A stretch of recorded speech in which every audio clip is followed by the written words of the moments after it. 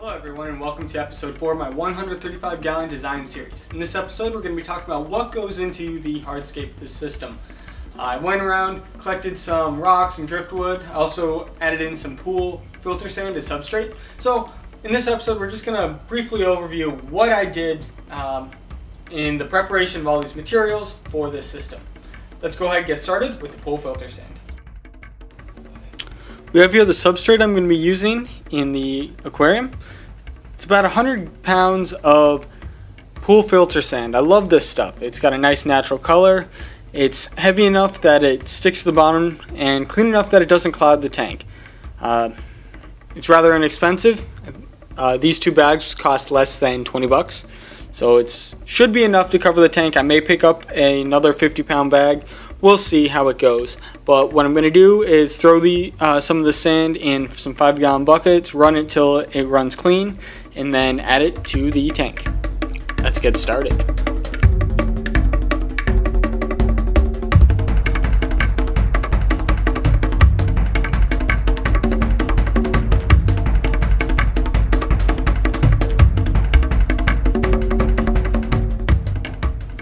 So now comes a little bit of complex geometry.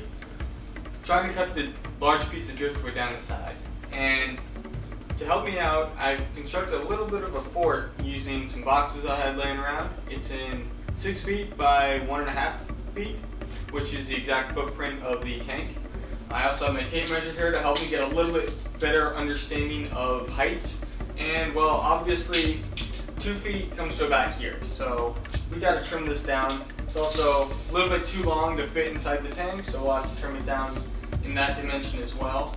Now the question is whether or not to trim it here or down lower or a little bit of both. So that's what I'm going to be debating with. It'll be a little bit of trial and error to get this to work, but we'll see how it turns out.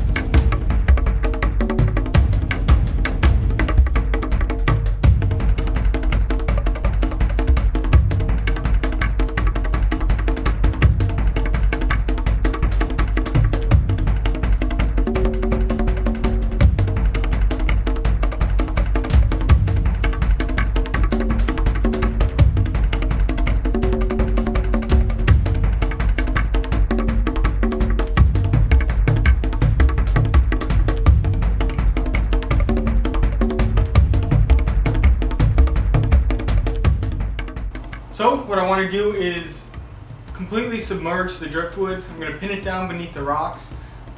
In a month or two, the wood will be completely waterlogged, and then I'll be able to rearrange things to my pleasure.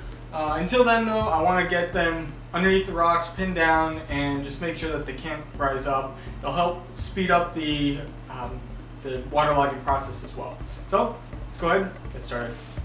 To start off the softscape, I'm going to go with an Amazon sword that I moved from the 29-gallon tank. You can already see this thing's massive, and I mean, check out this root system. It is just ungodly. We also have a few strands of some sort of valves. I'm going to string those up along the backside. I'd like to get them running pretty much the length of the tank. I think that would look awesome. Then some nice massive Amazon swords, maybe get some sort of a melon sword, something with a little bit of red in it, and I think that would do pretty well to start things off. I can always expand the softscape later on, but I'm going to go get these guys in the tank and show you what it looks like. Now that I have everything in the tank, let's do a quick overview of the whole system. Got everything aquascaped and at least in its semi-permanent home.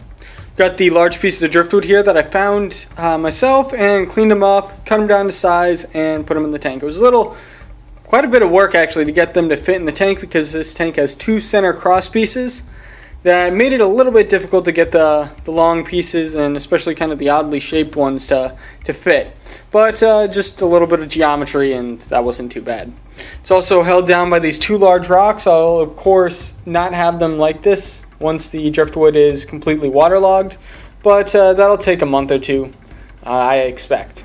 We also on the left side have some greenery. It's a large Amazon sword that I moved in from the 29 gallon. I left some of the algae on because as I introduce some new fish, I would like to have them or give them some things to graze on, just a little bit more options. I can always trim back the leaves as necessary. We also have some valves in the back. I'd love to get them to run along the back side. We'll see how well they adjust to this tank. The water in this tank is actually quite warm, a little bit warmer than I'd like it to be. I have both heaters off right now and it's still in the low 80s. So we'll see how that takes and how long it'll take me until I have to turn the heaters back on again. It's also, this painted background works out wonderfully. You can barely see the equipment in the tank. We have the intake on, or the outflow from the filter in the upper left that blends in very nicely. We also have the intake on the right hand side that almost disappears. Also in the lower left we have the thermometer. I've got a digital thermometer that runs over to this end of the tank, so I can always check it out if I need be. 82.2, it's a little bit warmer than I'd like. I think I'd rather have something closer to like 79, but it shouldn't matter in the long run. Now, I know you guys have noticed them swimming around, so I'm going to just point them out for you. Got a school of 4 Geophagus redhead tapajos. Got them from a local hobbyist around here, and so I'm very, very happy to be keeping them. They were outgrowing his setup, and I was looking to keep these guys, add them to the stocking, so it just worked out wonderfully. Also in here we have the Polyptus senegalis. I moved him over from the 55 gallon tank, give him a little bit more room.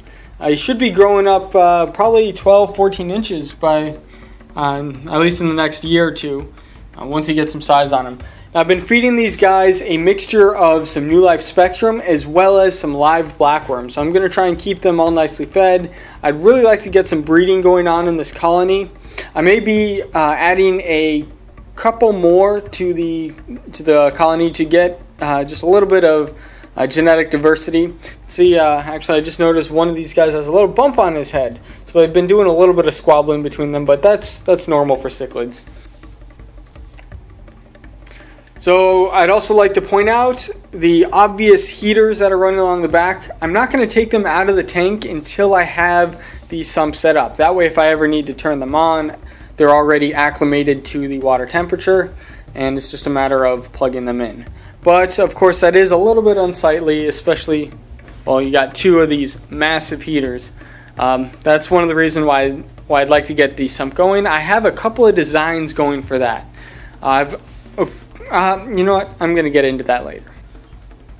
So thank you guys very much for watching. If you would, please like me on Facebook. That's facebook.com/aquastudent. I'll post more frequent updates on this system as well as my other tanks.